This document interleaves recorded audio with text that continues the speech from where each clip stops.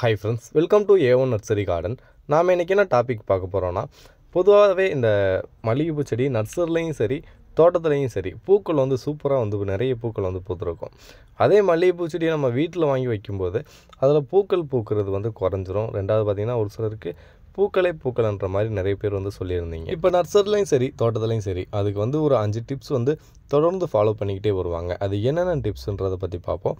நம்ம சேனல் நீங்கள் புதுசாக பார்க்குறவங்களா இருந்தால் கீழே உள்ள சப்ஸ்கிரைப் பட்டனை மறந்துடாமல் சப்ஸ்கிரைப் பண்ணிக்கோங்க. பக்கத்தில் உள்ள பெல் ஐக்கானையும் ஆழ்ந்தது கொடுத்தீங்கன்னா நெக்ஸ்ட் போகிற வீடியோ உங்கள் மொபைலில் நோட்டிஃபிகேஷன் வந்துடும். இது என்ன ஃபெர்டிலைசர்னு பார்த்தீங்கன்னா டிஏபின்னு சொல்லுவாங்க. இந்த டிஏபி ஃபெர்டிலைசர் வந்து எப்படி நம்ம மல்லிகை செடிகளுக்கு வந்து பயன்படுத்தணுன்ற பற்றி பார்ப்போம். இந்த ஃபெர்டிலைசர் யூஸ் பண்ணிங்கன்னா பூக்காத செடி கூட அவ்வளோ பூக்கள் வந்து பூக்கும். ஒரு குட்டி நாத்தாக இருந்தாலும் சரி இல்லை பெரிய நாத்தாக இருந்தாலும் சரி நிறைய பூக்கள் வந்து பூக்க வைக்க முடியும். இந்த ஃபெர்டிலைசர் கொடுக்கறதுக்கு முன்னாடி நம்ம வீட்டில் வச்சுருக்க மல்லிகைப்பூ செடி தரையில் வச்சுருந்தாலும் சரி தொட்டியில் வச்சுருந்தாலும் சரி அதுக்கு என்னென்ன பராமரிப்புகள் பண்ணணுன்ற பற்றி பார்ப்போம். ஃபஸ்ட்டு இந்த மல்லிகைப்பூ செடி வந்து பொதுவாக வீட்டில் வந்து பதியம் வச்சு எடுக்கிறது கிடையாது. எல்லாருமே நர்சரியில் போயிட்டு தான் மல்லிகைப்பூ செடி வாங்கிட்டு வந்து நம்ம வீட்டில் வந்து வைக்கிறோம். அப்படி நீங்கள் ஃபஸ்ட்டு நர்சரியில் போய் வாங்கிட்டு வரும்போது மல்லிகைப்பூ செடியில் பிரான்ச் நல்லா இருக்க மாதிரியும், அடுத்து வந்து நீங்கள் வாங்குகிற மல்லிகைப்பூ செடியில் பூக்கள் வந்து நிறைய இருக்கிற மாதிரியும் பார்த்து செலக்ட் பண்ணி வாங்குங்க. ஏன்டா பூக்கள் இருக்கிற செடி வந்து ஒரு 1.5 அடி ஹைட்லேயே அதிகபட்சம் பூக்கள் வந்து பூக்க ஆரம்பிச்சிடும். இது பார்த்திங்கன்னா ஒரு 1/2 அடி ஹைட்டு தான் பூக்கள் வந்து நல்லா பூத்துருக்கு. அதனால் நிறைய பூக்கள் பூக்கக்கூடிய மல்லிகைப்பூ செடி நர்சரிலே பார்த்திங்கன்னா பூக்களோடையே தான் இருக்கும். அதனால் பூக்கள் இருக்கிற மாதிரி மல்லிகைப்பூ செடியை செலக்ட் பண்ணி வச்சிங்கன்னா உங்களுக்கு வந்து செடி வந்து நல்லா க்ரோ ஆகும். செகண்ட், நீங்கள் வைக்கிற மல்லிகைப்பூ செடி முடிஞ்ச வரைக்கும் சன்லைட் அதிகமாக படக்கூடிய ஒரு இடத்துல வந்து வைக்கணும். தரையில் வைக்கிறவங்களா இருந்தால், அது தொட்டியில் வைக்கிறவங்க இருந்தால் நீங்கள் இப்போ ஆல்ரெடி வச்சுட்டீங்கன்ற பட்சத்துக்கு அதை அப்படியே தூக்கிட்டு போய் நல்லா சன்லைட் ஃபுல் டைம் படுற மாதிரி இடத்துல வந்து வச்சுக்கோங்க. நீங்கள் சன்லைட் வந்து பாதி பட்டாலோ இல்லை ஒரு கால்வாசி பட்டாலோ நோய் தாக்குதல் வந்து கண்டிப்பாக மல்லிகைப்பூ செடியில் ஏற்படும். அடுத்து அந்த பூக்கள் பூக்காமல் இலைகள் எல்லாமே பெரிய பெரிய இலைகளாக வரும். இதுக்கு காரணம் பார்த்திங்கன்னா மல்லிகைப்பூ செடி வந்து கொஞ்சமாவது ஒரு 2 மணி நேரம் நிழல் பட்டால் கூட அந்த மாதிரி ஆகும். அதனால் முடிஞ்ச வரைக்கும் மல்லிகைப்பூ செடியை நல்ல சன்லைட் அதிகமாக படக்கூடிய ஒரு இடத்துல வந்து வச்சுக்கோங்க. இந்த மாதிரி நோய் தாக்குதல் இருக்குது அப்படின்றவங்க அந்த நோய் தாக்குதல் இருக்கிற கிளைகள் ஃபுல்லாத்தையுமே கட் பண்ணிடுங்க. அப்படி கட் பண்ணி விட்டு நீங்கள் ஃபுல்லாக சன்லைட் படுற மாதிரி இடத்துல வச்சிங்கன்னா பூக்கள் வந்து நல்லா பூக்கும். அடுத்து அந்த நோய் தாக்குதலும் வராது. மறுபடியும் நீங்கள் சன்லைட் படுற இடத்துல வச்சு நோய் தாக்குதல் வருதுன்ற பட்சத்துக்கு மோனோக்ரோட்டோபாஸ்ன்ற மெடிசன் வந்து எல்லா ஃபெர்டிலைசர் ஷாப்லையும் வச்சுருப்பாங்க. அதை வாங்கி 1 லிட்டருக்கு 15 மில்லி அந்த மாதிரி கலந்து செடிகளுக்கு வந்து ஸ்ப்ரே பண்ணி விடுங்க. அப்படி ஸ்ப்ரே பண்ணிங்கன்னா சரியாக போகும்.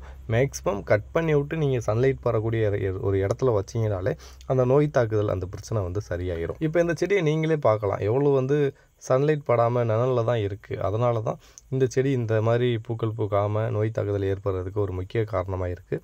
அதனால் சன்லைட் வந்து ரொம்ப முக்கியம். சன்லைட் படக்கூடிய இடத்துல வந்து வச்சுக்கோங்க.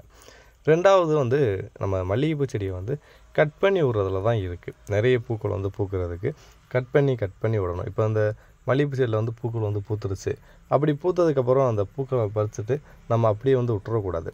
தேவையான பூக்கள்லாம் பறித்ததுக்கப்புறம் அந்த செடியை சுற்றி கட் பண்ணி விடணும். இப்போ ஒரு கிளையை கட் பண்ணால் அந்த ஒரு கிளையில் ஒரு 4-5 பிரான்ச் வரும். அப்படி 4-5 பிரான்ச்சை கட் பண்ணும்போது அதிலேருந்து ஒரு 20 பிரான்ச் வரும்.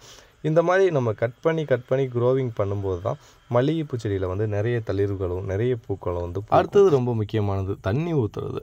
தண்ணி நிறைய ஊற்றுனா செடி வந்து நல்லா க்ரோ ஆகும், நல்லா வந்து பூக்கள் வந்து பூக்கும், டக்குன்னு வளருன்ற மாதிரி நிறைய பேர் வந்து நினச்சிக்கிட்டு இருக்கீங்க. அப்படிலாம் கிடையாது. மல்லிகைப்பூ செடியாக இருந்தாலும் சரி வேறு மற்ற செடியாக இருந்தாலும் சரி தேவையான அளவு தான் தண்ணி ஊற்றணும். இப்போ தண்ணி வந்து நீங்கள் நிறைய ஊற்றிக்கிட்டே இருக்கீங்கன்ற பட்சத்துக்கு செடி டக்குன்னு வந்து வளர்ந்து போய்கிட்டே தான் இருக்கும், பூக்கள் வந்து வராது. அதனால் முடிஞ்ச வரைக்கும் தண்ணி ஊற்றுறது கூட மண் நல்லா ட்ரை ஆகிடுச்சான்னு பார்த்து ஊற்றுங்க. தண்ணி வந்து தொட்டியில் வச்சுருக்கவங்க நிறைய ஊற்றிக்கிட்டே இருக்கீங்கன்ற பட்சத்துக்கு வேர் வந்து அழிக்கிறோம், செடியும் டெத் ஆயிரும். அதனால் முடிஞ்ச வரைக்கும் அந்த தண்ணி ஊற்றுறது மண் ட்ரையாக விட்டு ஊற்றுங்க. அப்படின்னா தான் செடியோட லீஃப் வந்து நிறைய வைக்காமல் பூக்கள் வந்து நிறைய வந்து பூக்கள் வந்து பூக்கும். அடுத்ததாக செடிகளுக்கு வந்து ஃபெர்டிலைசர் வந்து யூஸ் பண்ணுறதுக்கு முன்னாடி அந்த செடியோட தொட்டியில் இருந்தாலும் சரி தரையில் இருந்தாலும் சரி அந்த களைகள் வந்து இருக்கான்னு பார்க்கணும். அப்படி அந்த களைகள் வந்து குட்டியாக இருந்தாலும் சரி பெரிய களைகளாக இருந்தாலும் சரி நீங்கள் அந்த களைகளை வந்து ரிமூவ் பண்ணணும். அந்த களைகளை ரிமூவ் பண்ணாமல் நீங்கள் ஃபெர்டிலைசர் கொடுத்தீங்கன்னா அந்த மண்ணில் இருக்க சத்துக்கள் எல்லாத்தையுமே அந்த களைகள் தான் எடுக்கும். களைகள் வந்து எது நார்மலாக மண் சத்தே இல்லாமல் இருந்தால் கூட அதில் வந்து களைகள் வந்து டக்குன்னு வந்து க்ரோ ஆகும். அதே இது நீங்கள் ஃபெர்டிலைசர் கொடுக்கும்போது அந்த செடிக்கு போகிற சத்துக்கள் எல்லாமே களைகள் வந்து எடுத்துக்கிறோம். அப்படி எடுத்துக்கிட்டுச்சுன்னா உங்களுக்கு வந்து செடி வந்து க்ரோ ஆகாது. அதனால் முடிஞ்ச வரைக்கும் களைகளை வந்து ரிமூவ் பண்ணுங்கள்.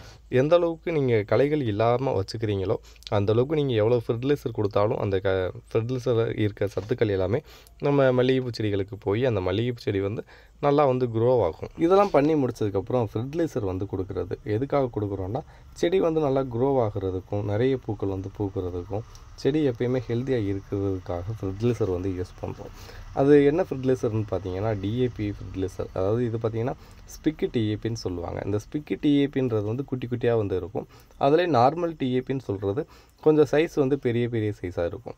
இது எந்த அளவு யூஸ் பண்ணணும்னா, ஒரு செடிகளுக்கு ஒரு நார்மல் சைஸ் இப்போ தொட்டியில் இருக்க மாதிரி இந்த மாதிரி நாற்றுக்கு ஒரு 5 கிராம் அளவுக்கு வந்து யூஸ் பண்ணிக்கலாம்.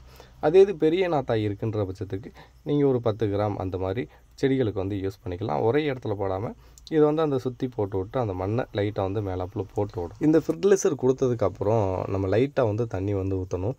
நிறைய வந்து ஊற்றிடக்கூடாது. லைட்டாக எதுக்காக ஊற்றுறோன்னா, அந்த ஃபெர்டிலைசர் வந்து மெல்ட் ஆகணும். அப்படி மெல்ட் ஆனால் மட்டும்தான் அந்த ஃபெர்டிலைசரில் இருக்க சத்துக்கள் எல்லாமே நம்ம அந்த மண்ணுக்கு போய் அந்த செடிகளுக்கு வந்து போகும். நிறைய பேர் ஃபெர்டிலைசர் கொடுத்துட்டு தண்ணியை வந்து நிறைய நீங்கள் ஊற்றுறீங்கன்ற பட்சத்துக்கு அந்த ஃபெர்டிலைசரில் இருக்க சத்துக்கள் எல்லாமே தண்ணி மூலமாக வெளியில் போயிடும். இப்போ அதுக்காண்டி என்ன செய்யணும்னா, அந்த ஃபெர்டிலைசரை வந்து இந்த நீங்கள் செடிகளுக்கு தேவையான அளவு எந்த சைஸ் இருக்கோ அதுக்கு தகுந்த மாதிரி ஃபெர்டிலைசர் வந்து எடுத்துக்கோங்க. இப்போ இது பார்த்திங்கன்னா ஒரு பெரிய செடி, அதனால் ஒரு 10 கிராம் அளவு வந்து எடுத்து வச்சுருக்கோம். இப்போ நீங்களும் இந்த மாதிரி பெரிய செடியாக இருக்குன்ற பட்சத்துக்கு 10 கிராம்லேருந்து 15 கிராம் வரைக்கும் நீங்கள் தாராளமாக வந்து யூஸ் பண்ணிக்கலாம். இந்த ஃபெர்டிலைசரை வந்து போட்டுட்டு தண்ணியில் வந்து நல்லா மெல்ட் ஆக விடலாம். இது நார்மலாக நீங்கள் மேலாப்பில் போடுறதா இருந்துச்சுன்னா அதை போட்டுட்டு லைட்டாக வந்து தண்ணி ஊற்றி மெல்ட் ஆக விட்டுருங்க, தண்ணி வந்து நிறைய ஊற்றாமல். அதே இது டிஏபி கிடைக்கல, பெரிய டிஏபி கிடைக்கிதுன்ற பட்சத்துக்கு நல்லா நீங்கள் தண்ணியில் வந்து ஊற வச்சுட்டு ஒரு 1/2 ஹவர்லேருந்து ஒரு 1 ஹவர் மட்டும் நீங்கள் அந்த டிஏபி வந்து தண்ணியில் விட்டிங்கன்னா நல்ல தண்ணி மாதிரி மெல்ட் ஆயிரும். ஃபுல்லாமே அந்த டிஏபி எல்லாமே கரைஞ்சிரும். அப்படி கரைஞ்சதுக்கப்புறம் வந்து நம்ம செடிகளுக்கு வந்து தாராளமாக யூஸ் பண்ணிக்கலாம். நீங்கள் ஃபெர்டிலைசரை வந்து அது கொஞ்சம் கொஞ்சமாக மேலாப்பில் போட்டு தண்ணி ஊற்றி மெல்ட் ஆக விட்டு தண்ணி ஊற்றுறதுக்கு நிறைய பேர் தெரியாமல் தண்ணி நிறைய ஊற்றினாலும் அந்த ஃபெர்டிலைசர் இருக்க சத்துக்கள்லாம் வெளியே போயிடும்.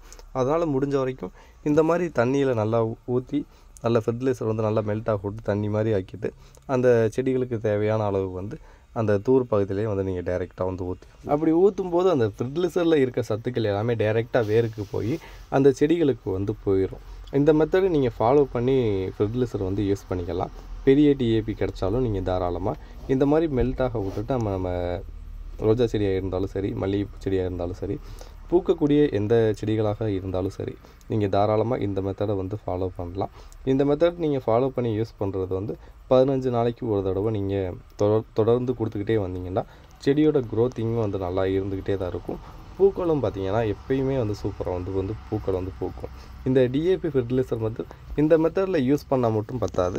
நான் ஆல்ரெடி சொன்ன அந்த எல்லா டிப்ஸையுமே நீங்கள் கரெக்டாக ஃபாலோ பண்ணிவிட்டு இந்த ஃபெர்டிலைசரை இப்போ நான் கொடுக்குற மாதிரி கொடுத்தீங்கன்னா மட்டும்தான் பூக்கள் வந்து நிறைய பூக்கும். வீடியோ பிடிச்சிருந்தால் லைக் பண்ணி விட்ருங்க. உங்கள் ஃப்ரெண்ட்ஸுக்கெலாம் ஷேர் பண்ணி விடுங்க.